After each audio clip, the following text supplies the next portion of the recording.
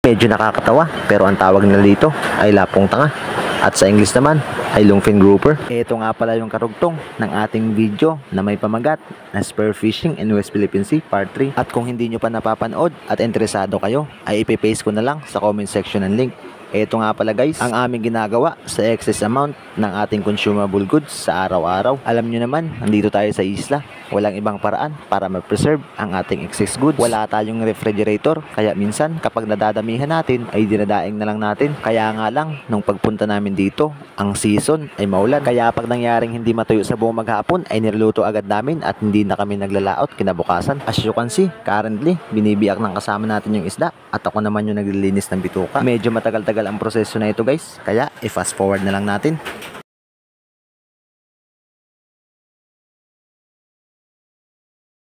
At sa part na to, mag-isa na lang muna ako kasi inaasikaso ng kasama natin yung ating kakainin sa umagang ito. Nga pala guys, wala tayong itak, kaya medyo struggle tayo sa pagbiyak at medyo matagal ang process na to, kaya fast forward naman tayo hanggang sa matapos na linis.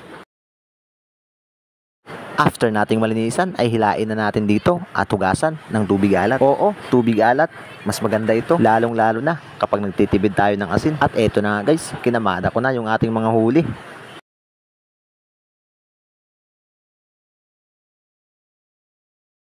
At nang malinis na at tapos na natin ikamada, ay maglagay naman tayo ng tubig dito sa ating palanggana. Nag-prepare na nga din pala kami dito ng isang mangkok na asin at nilagay ng tubig itong ating palanggana.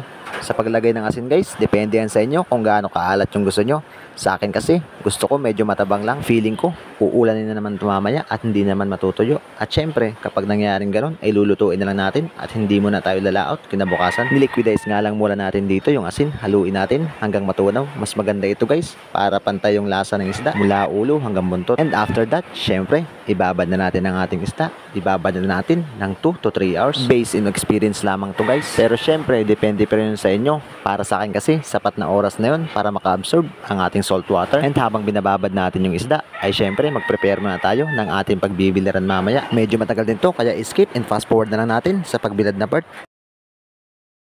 Eto na nga pala yung ating daing sa araw na ito.